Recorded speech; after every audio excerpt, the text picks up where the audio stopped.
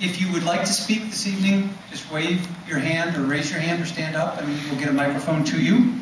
Does everyone have a copy of the guidelines? We sort of printed them up as rules, but we decided we're really going to call them guidelines. Don went over a couple of them. We encourage you to listen as well as speak tonight. But the last point on the sheet we would like you to pay attention to, please introduce yourself. Say maybe just a word of your context, whether you're a parent, student, teacher, law enforcement, and then please use the microphone and so everyone can hear. I'd also like to introduce Alan Rudder. I didn't do that. Alan in the back is the Executive Director of Shalom. Did I miss anybody? Professor Sondergaard, who is one of the professors here in criminal justice. These guys are heading off to Chicago on a trip tomorrow, so they're pretty preoccupied. So thank you all for coming. I think what I'd like to do now is we have asked several folks who are in positions to have some knowledge about what's going on. You'll notice there isn't a panel of experts here, but we have asked some folks to speak to set a context.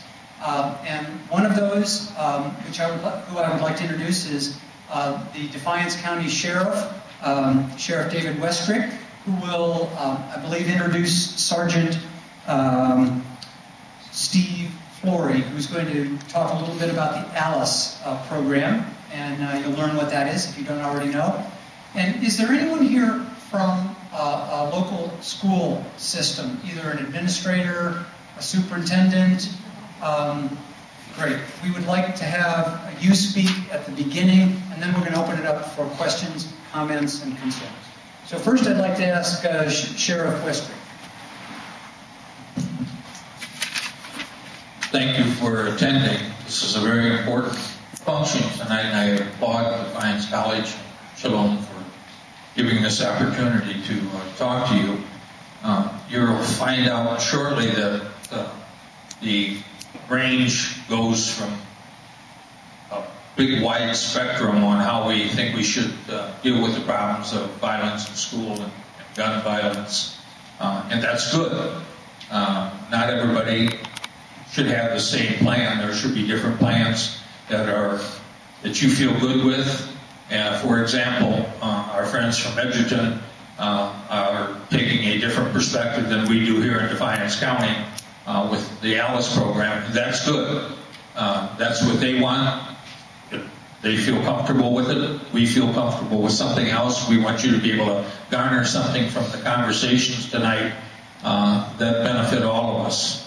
Remember, it's not only school safety that we're talking about. We're talking about gun safety and firearm safety. So it isn't confined totally to school.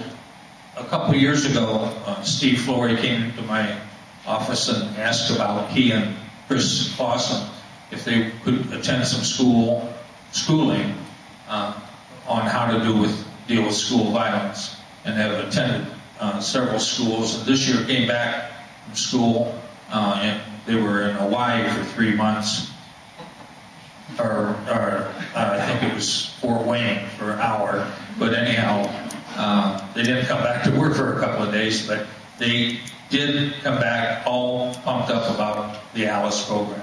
So I'm going to have Steve Flory, Sergeant Steve Flory, give you an insight on a program we really like, and that's the ALICE program. Thank you. Good evening. Like I said, I'm Steve Flory. The ALICE program, we introduced this to the schools last fall. If you're waiting for anybody named Alice to show up, she's not going to show up tonight. So ALICE is actually an acronym: Alert, Lockdown, Inform, Counter, and Evacuate. We're sharing with the schools this whole list of options. Excuse me, and that's exactly what it is options. This program doesn't need to be followed from the alert to the lockdown to the inform and order. Depending on what a school situation is, somebody can jump right to evacuate and get out of the building. We actually encourage that very much so. The less and this is kind of a raw part of this program, the less targets in that building, which would be our students, the better. So we very, very much encourage evacuation as quickly as possible. And one of the main reasons why this program, especially for our county, where Fairview High School, for example, is 14 miles from our office, and during the school day, most of our officers are at or around the office here around Defiance. It's going to take us a long time to get there. And if there's an active situation going on in that school, we want to be able to give our folks in the schools, the staff and the students both, options that they can use while we are still going there. We've done some demonstrations on how long it might take us to get to places like this, and it's upwards of anywhere from 8 minutes to better than 12, and that's driving really fast like us cops do. So this list of options for the schools we think is very important, so they can use this program to help themselves while we are still en route. We're coming, but it's going to take us a while most of the time. So that's the ALICE program in a nutshell. Any school personnel that are present, if you guys are interested at all in us giving that program to your school, please give us a call at the office. We'd be glad to do that. We've got a presentation at Swan High School coming up. That's our next in line. We've actually presented the program to every school in Defiance County so far, including Good Samaritan, Independence Education Center. It's gone well wherever we've gone. So we've got a couple more on the books coming up. Evergreen High School, I believe, is coming up in May. So the word has spread, and we'd be glad to share the program with anybody else that's interested. Thank you. Thank you, Steve. Now, if we could have the superintendent, or did you have a couple words that you want to say from the school's perspective? I'm not sure. One or two, but I will. Okay, you can say more than two. It's okay. My name is Bob Smith. I'm the superintendent at Hilltop, and we have already put into place a program. We have a security officer in our school now during the school day, and as somebody has said, what a school does depends on the situation. Our situation was we're only minutes from our local police department, and they're down there a lot anyway, and we're used to seeing them around. But I just felt after what happened in Connecticut, the chances of that happening in our school district are minimal. There are kids killed every day in automobiles in Ohio. But what happens in a school district is so dramatic that it causes a lot of uncomfortable feeling and anxiety. And we felt that having a police officer in our school who was associated with the city, and we were able to work cooperatively with the local town council. And by the way, we have a young man right here who's, and I'll let him say a few words of how it's going in our school district. But also it was a public relations thing. After 9/11, people reacted, and they wanted us to put in all kind of instruments in order to. I'm thinking of what they run you through in airports and that kind of thing. It was just a lot of reaction while the publicity was going on. So for us, it was a public relations thing to make people feel good and feel safe. I teach part-time at the University of Dayton, and when I walk into the building, the first thing I see is a security officer. And I thought, well, if it's good enough for university students, why not high school students? And we have one building, so it was just real conducive for us to go that route. And so we're under contract with the city. It's working out great, and I don't know whether he wanted to say anything, but I'd like for him to say a few words of how it's going. He's I'll let him introduce himself and tell you his training. But he is an active member of the police force, and I personally, that's the only kind of loaded weapon I wanted in our building, was a trained officer. Good evening. My name is Michael Polly. I am the school resource officer for Mill Creek West Union School District. Real quick, what I do, I am armed security, but like Dr. Smith said, it's more for PR.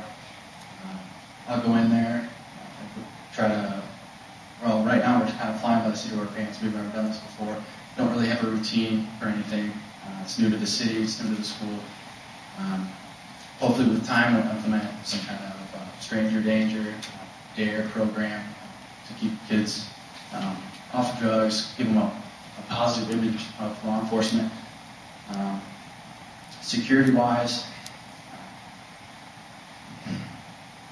we can plan for 1,000,001 different scenarios. However, that one scenario probably won't be anything what we planned. We have in Connecticut, he buzzed in, they had the locked doors, he broke through a window. There's just so many factors that can be played into planning for security. The ALICE program, I've heard great things about it. Hopefully we can implement some of the ALICE program as well. I would be there as a first responder. We may not be able to prevent all the casualties, but we will limit the casualties. I'm sure Mr. Jones will speak on that. So, in a brief nutshell, that's basically my duties and responsibility within Mill Creek West Union Schools. Thank you. And did we catch your name? I'm sorry. Yes, Michael Polly. Thank you, Michael. Those were the folks that we had sort of set up and asked to say a few words beforehand. We are now at a point where it's your forum, and there's two things that I forgot to say earlier. I forgot to introduce somebody very important, Shirley Fry. Shirley, would you hold up your signs? Shirley will tell, see, the first speaker's got a pass on that. You notice Shirley didn't wave the signs, but we're asking, as you saw in the guidelines, for a 3-minute maximum. Most folks find it hard to fill 3 minutes, but we would encourage you to speak. The second thing I'd like to say before it's your turn is it's okay to be silent or to let some thoughts bubble up. The first forum was kind of interesting. There was a lot of quiet, and we just sort of let that happen because folks have to kind of gather their thoughts.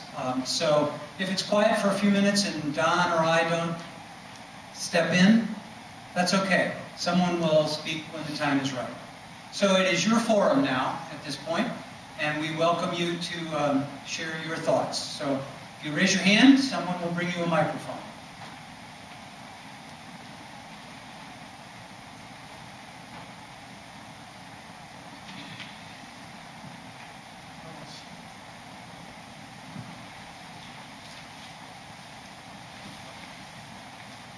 My name is Bill Holtz.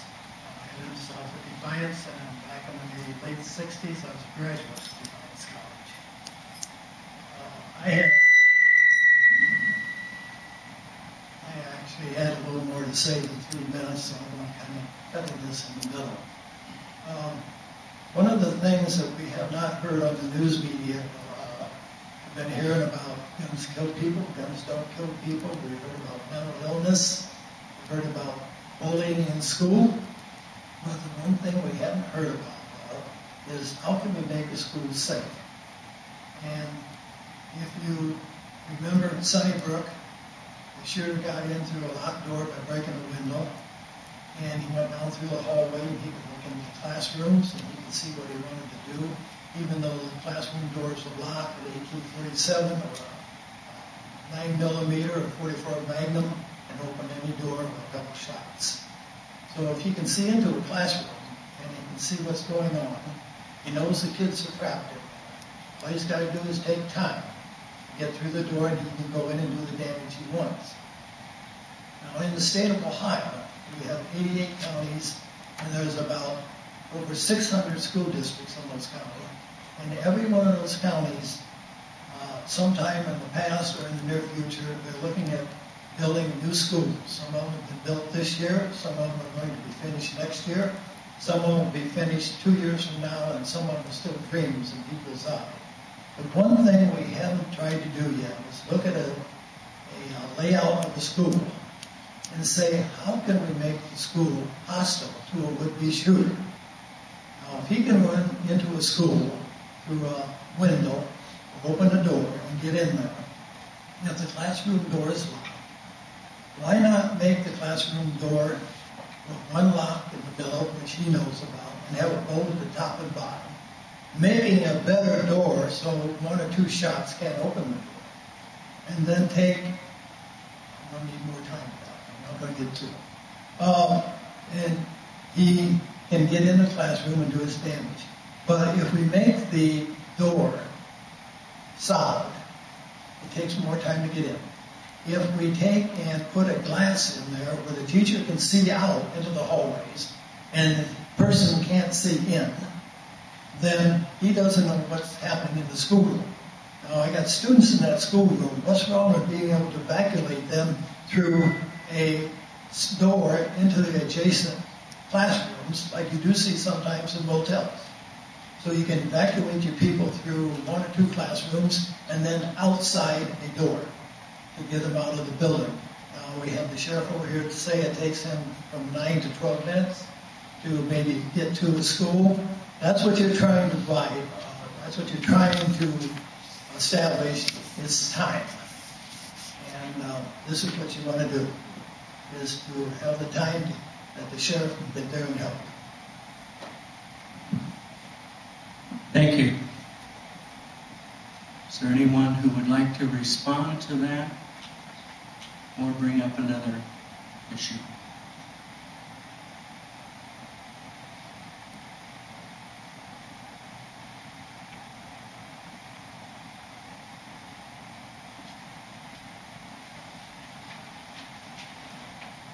All rural schools in Defiance County and City of Defiance are implementing closed doors,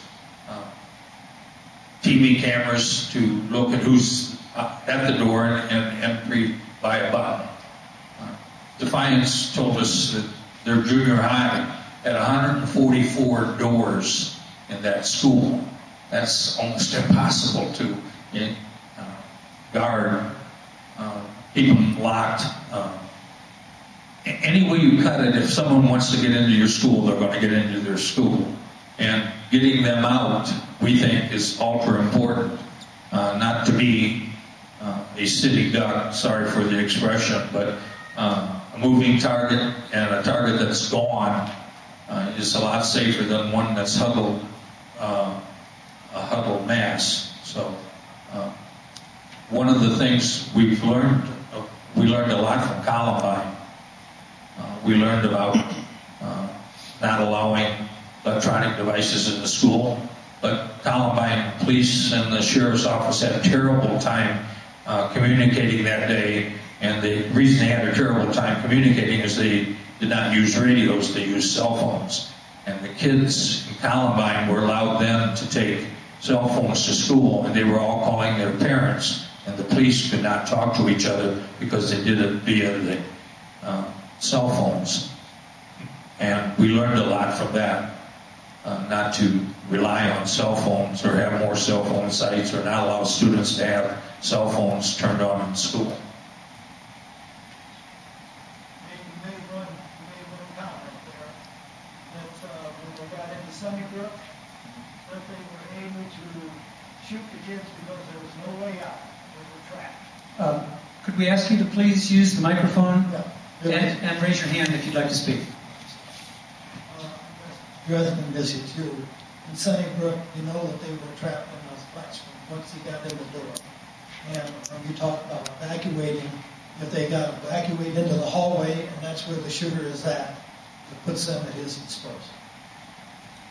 And that's what I'm saying about having evacuation from one classroom into the next and eventually out a one-way door. And this is just some exactly ideas. why we're promoting the ALICE program, because it gives different alternatives. And this is just evacuate. It may make common sense to stay in the classroom. All we're saying is we should have all kinds of options available to us. Okay, I'm going to kind of pull it back at this point to see if we could. Thank you for those comments. All of this is helpful. So I'd like to ask. I see a number of students, and I saw maybe a teacher or two raise their hand earlier. if you have a perspective as a student or as a teacher, that is welcome here tonight as well. So, other comments?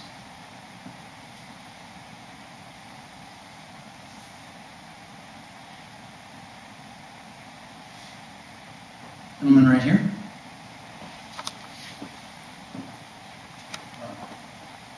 My name is Jim Hitchcock. I'm an attorney here in town. I have grandchildren in the local school systems. And when these shootings started happening, I started asking myself what motivates some of these shooters to do what they do. And one thing I've wondered about that's been in some of the news public reports is some of these shooters seem to be video gamers. And I've played a couple of very violent video games with my grandsons, and I've had concerns about what the long-term effect of video gaming is on some of our youth. I was very disappointed that Vice President Biden didn't follow up on his promise and really investigate the effect of video games in his school violence. The other thing I think is an issue that's not been addressed anywhere is the issue of the media. And I think we need to look at controls on the media. Most of the people who do these shootings are people nobody ever heard of. They live very anonymous lives, very quiet, and I think they do this for the publicity. They want their name in the paper. They want to be the next Bonnie and Clyde or Fairleigh Manson or Jesse James. I think we need to look at a system of giving these type shooters a number. Like the Connecticut shooting could be 05. Connecticut was the 5th state, the date, and then a number for the county and the state. And if you had to, in the media or the courts, use a person's number instead of their name, you take away a lot of the underlying publicity that feeds these particular shooters. And I think we don't publish the names of rape victims, we don't publish the names of juveniles. Why are we giving these shooters what they want, the publicity?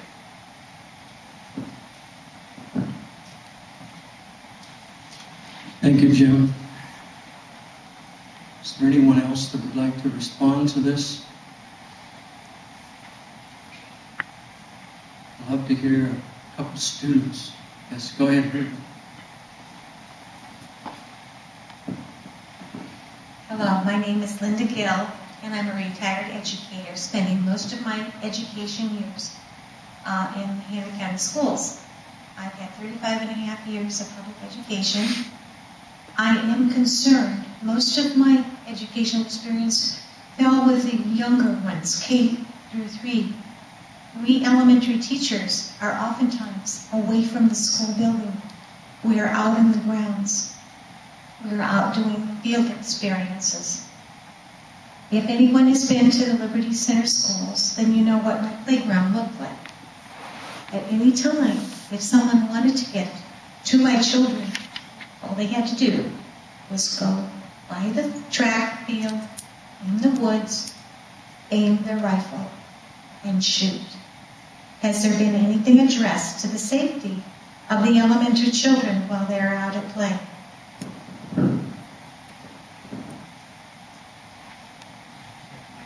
Thank you. Great question. Does anybody have a response to that? Or would like to add on to it?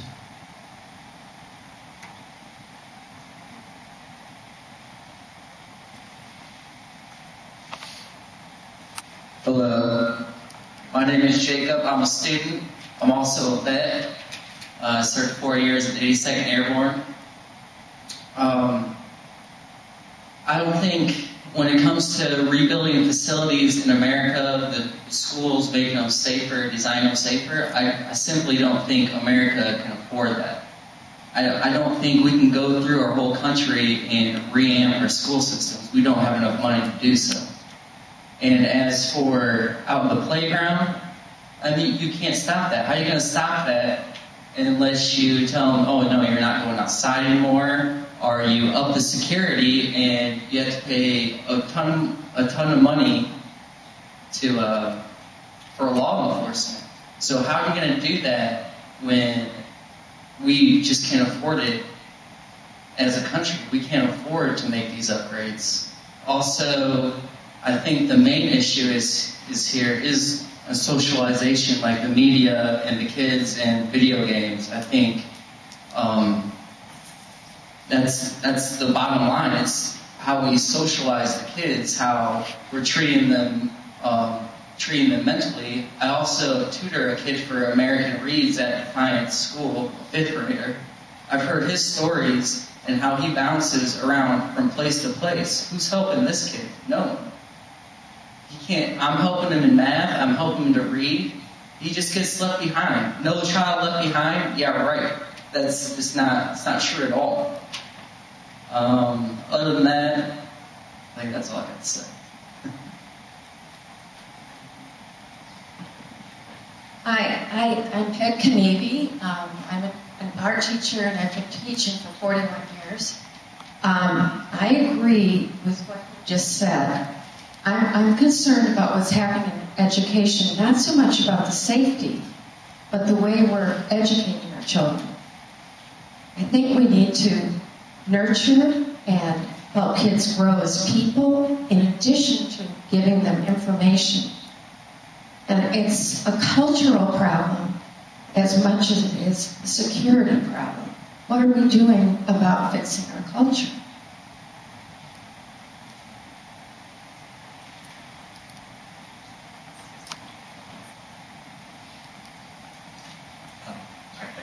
Gentleman in the back has the microphone. Thank you. I'm Todd Comer, and I am a father and a teacher. This is my 5-year-old Lucy. Let me tell you a little story because I think it's concrete, and it connects with these two people. I go to what we call the Castle Playground, which is the Dill Park playground in town. And if you play there, you guys know the playground, right? If you go there, there's a camera. And every time I go there, I play hide and seek with my children, and all these other children want to play with me. There's a camera. And you know what I feel deep within me? I feel like I'm being watched.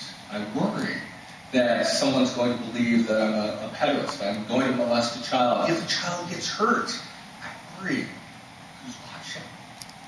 I mean, the point here is a larger point, which is we're talking, one person has already mentioned that we need to make schools more like prisons. Didn't say it in those words, but the more you focus on architecture, the more you focus on building up walls, the more you're creating prisons for our children. So I'm interested in the social here. I don't like being around people with guns. I don't think that's the kind of nurturing environment my children should be around. I don't like having cameras pointed at me. I don't think that's nurturing. I think it makes people feel objectified. If women are objectified by cameras, everyone is objectified by cameras. So my general point is this. We need to be thinking in larger terms. And we're worried about guns, but what about the subtle influence of these million ways in which we're controlling them and containing our children? No Child Left Behind kills minds, right? I mean, I would say it limits our minds. Guns in the classroom, surveillance in classrooms, having to constantly unlock doors, that's disabling human minds. Thank you for those comments. Thought-provoking. Anyone else? In the middle. Hi, my name is Tohan. I'm a student. And we were in intro to literacy class, and my teacher, Professor Johnson, made a valid point. Why don't we take some of our veterans that come home and put them in school? You know, give them a job when they come back.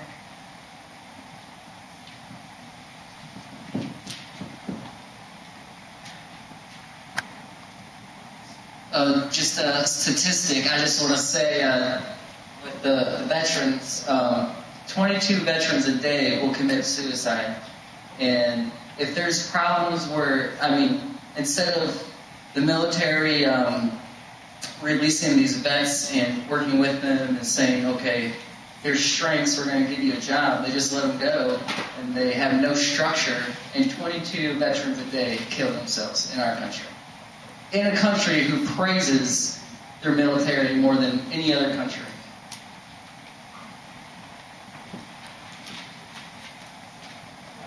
like we have a couple more responses. We got one here and then one in the back. Oh, nope, we're ready to go.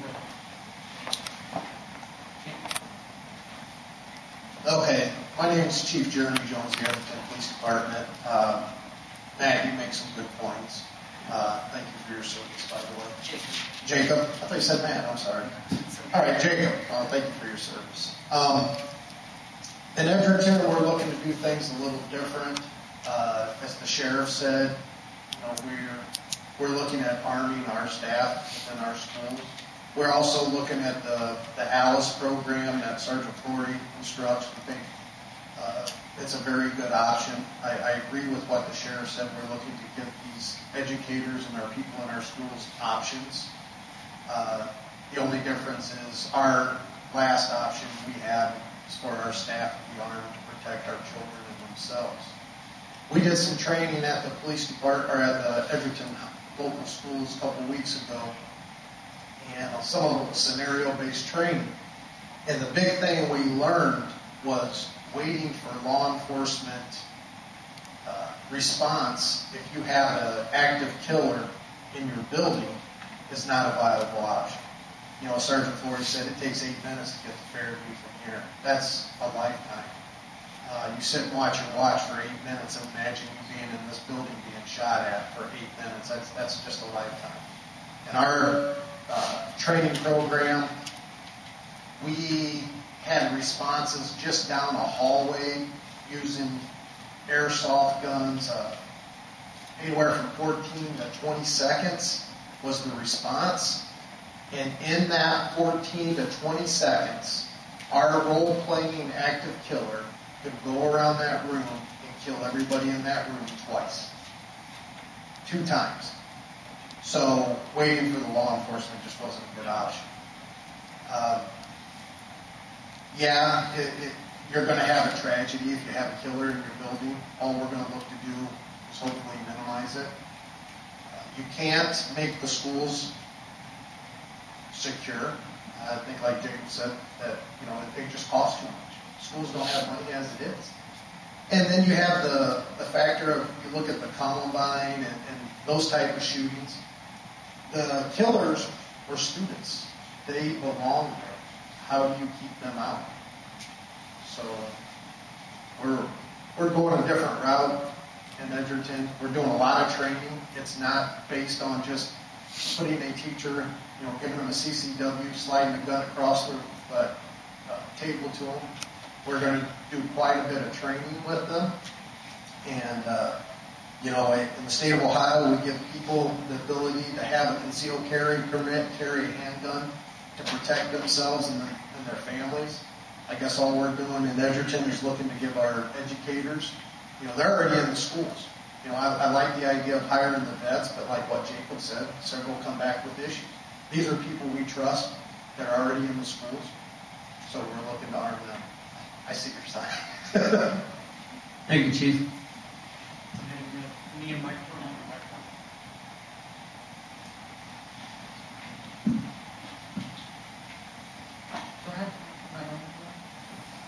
Okay. Also, a couple of weeks ago, like maybe 3 weeks, we had somebody here by the name of Chris that was lurking around our dorms. We found our doors propped open more than usual. And if high schools can have security, where's our, security? Because a lot of people in our building, Nick Reynolds, felt very uncomfortable. We even sought out help, and they told us that they really couldn't do nothing about it. He could be in the dorms as long as he was with somebody. So I feel like that is a total no.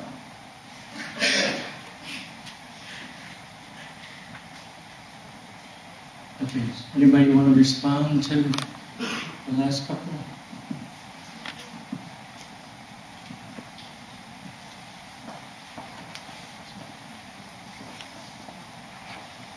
You're in response to the issues of fortifying schools, I spent 3 years in active duty and about 10 years in the reserves of the United States Marine Corps as an officer. And some of the things I did was help plan. The Marine Corps has planned to attack about everything that can be attacked anywhere in the world at one time or another. And we've also done that many times. If somebody wants to take the time and effort to plan an attack, they can attack about anywhere they want. If that person is suicidal, they can do a great deal of damage simply because they don't care if they live or not. And that's one of the realities. I don't think we can totally prevent these attacks. And if you look around the world, they haven't got a lot of publicity here. But China had a guy who went to a school and stabbed 20-some students there. And there have been other attacks in other parts of the world where they don't have guns, but they have other types of weapons. One thing that has not cropped up here in the U.S. is the improvised explosive device. They're very easy to make. It doesn't take people very long, especially if you have a chemistry or electronic background to come up with these things. So it's not just guns that's the ultimate issue, it's some of the other ways of blowing people up or attacking them. And I don't know that we can totally eliminate the threat. I think we need to learn how to try to minimize it, some better mental health treatment, and might be a help in some cases. But I think we have to learn to try and minimize some of these risks and then try and figure out ways to try and deal with them the best we can. But I don't think we're ever going to eliminate them. There's been a war about every 3 years since the time men started keeping history books. So we're not going to get away from it. Thank you for those comments. To just stimulate some thoughts, on the back of the guidelines, you'll find some 10 key findings from a Safe School initiatives done by the U.S. Secret Service and the U.S. Department of Education. One of those points is that bullied students are often folks who get involved in these kinds of tragedies. And we haven't heard from anyone in the mental health community, but many of the incidents have involved persons with mental illness. So that's another aspect. So there's numerous sides to this issue, from the teacher's perspective, the educator, administrator, the law enforcement. There's also medical and mental health issues. We've heard from students, and great, this is the best forum we've had. A wonderful blend of concerns and ideas. So I'm going to shut up and give you the floor again. Anyone else like to speak? Yes, young lady in the middle.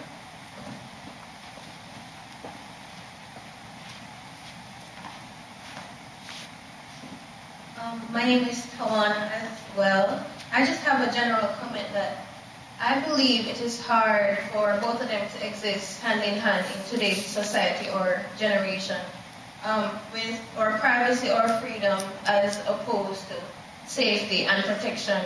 In some way, you will have to give up one or the other. In reference to what she said about a student walking around campus, I understand that we feel unsafe about him walking around, but how also would we feel as college students or officers or somebody to be patrolling our halls like 24/7? We'll just feel like kids being watched. So it's one or the other. Thank you. Raise your hand if you'd like to speak. Sheriff Towns. This thing doesn't go off on me here. I'm Sheriff Steve Town from Williams County. Just wanted to, I came to the forum obviously in our county here a couple weeks ago, and between then and now, had quite a bit of things happening. I like the aspect of talking about from the beginning, every little thing we can do, from the aspect of trying to prevent some of these people that may have the mental illnesses, identify them, work to prevent some things from happening, work to make our facilities a little more secure, and then also, obviously, which what I've learned here in the last couple of weeks is respond options. I mean, there's options out there to do things, whether it's in every aspect of the school setting is you're going to have different options. And most schools go into lockdowns, and from there, obviously, there's other things you can do. How I got kind of involved in this too, the Alice part, is through the Defiance County Sheriff, talking with Lieutenant Clausen and that. I've also, got some input from other areas, and recently then last week became an Alice instructor and went through a 2-day training down in Sylvania, and I'm going to try to implement that and have our community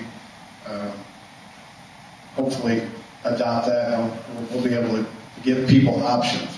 And the good thing about the Alice program is, regardless of the setting, whether whatever the business setting, it doesn't have to be a school setting, but it can go from every single person that learns this information and has some education on it. It can help. So I think whether it's to Army staff or all the way to where you have no locks on your doors, at least if you have options when something critical happens, you don't feel completely helpless.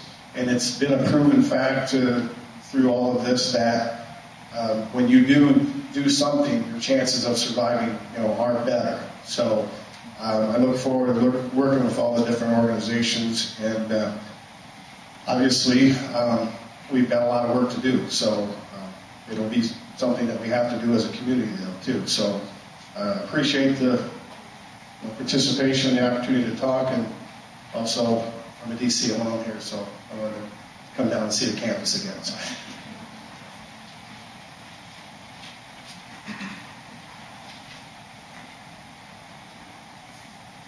Others who would like to speak tonight? In the back.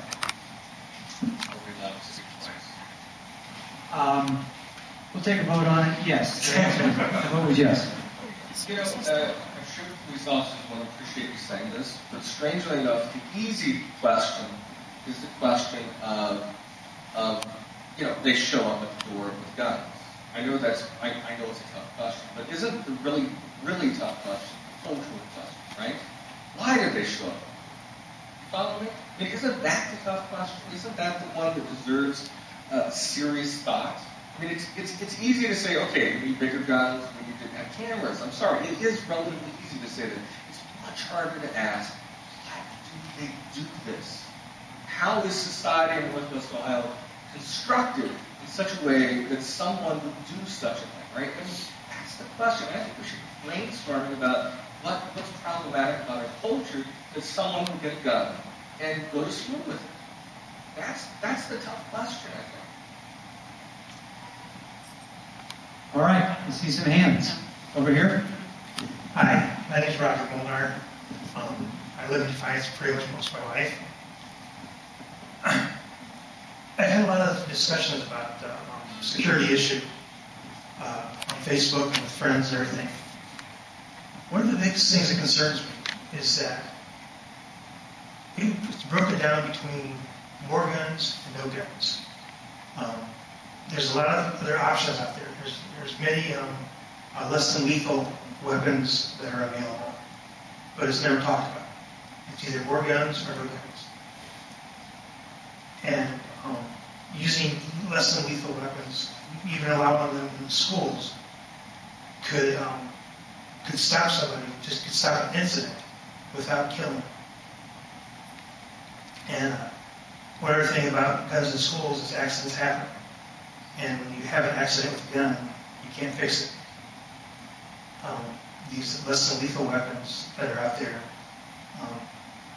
should be a viable option that people talk about more and become a better option. And even like Todd just said with the security or police officers and everything, do the police officers have these less than lethal weapons, and are they used? Are they preferred other than handguns? Now, while you're thinking about your answers to that, there were some folks in the middle who wanted to speak. And then over here on this far side. Right here in the middle first, and then over there. Go ahead. Yeah. Hello, my name is Jarne. I'm a student here at DC. My question is towards the sheriffs. Like, is it possible if we could have the ALICE program for college students like here at DC? Because I'm not even sure if we have an evacuation program, something like Lebanon, Connecticut happens here. Because if we do, I surely do not know that procedure. And that is the honest to God truth. Like, can we have that here? Can you come teach us? Very well. You've got about 2 more minutes to go if you want to keep going. The answer to that is yes, if the college so wishes, we'd be glad to help. Suggestion boxes around here somewhere out there. Yeah, we'd be glad to help you out. Maybe into a response back here, when you're talking less than lethal, you're thinking tasers, things like that, pepper spray. Beanbag guns. Okay. Pepper spray, yeah. When it comes to the force continuum, which is what level of force we use to what we're matched up against, if we have somebody in the school with a gun, less than lethal options are done with us. There's no going up against somebody with a gun. We use a taser or pepper spray or something like that. Not an option. Now, if it were to come to maybe giving staff members in the school options such as tasers, things like that, a big downfall there would be a taser. I think everybody sees those on TV, on cops or whatever. They have the leads the wires that come out of the gun, and the probes are what hits somebody. You can get different length leads on those things, anywhere from 10 feet up to 35 feet. 35 feet's real close, okay, when it comes to your opposition having a gun. If you got somebody shooting down a hallway, I don't think there's any way anybody could approach that person and get within 35 feet of them. At the very most, and actually 21 feet is usually the preferred length of the leads on the tasers. It's just not an option there either.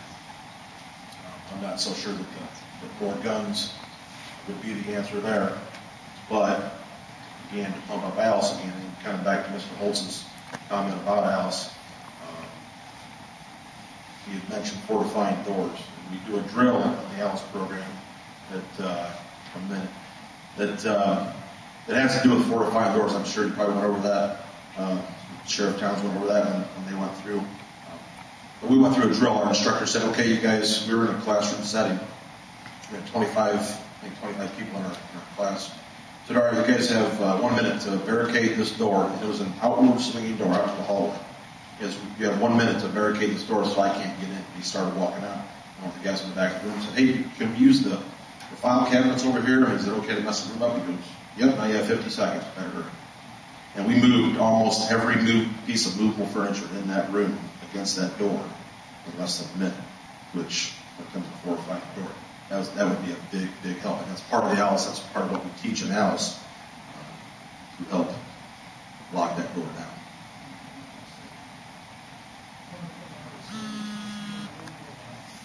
Yeah, and that does. That's exactly what it does. It doesn't deny the guy entry, but he lets him. Okay, I think we have somebody in the back. Go ahead. Hi, my name is Vicki Jones, and I'm not with the school system. I'm not law enforcement. I am a police chief's wife.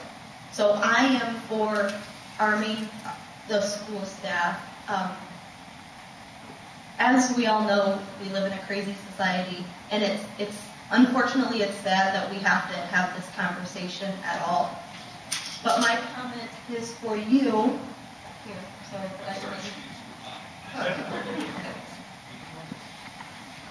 you had said that you don't feel comfortable around people with guns and cameras and stuff.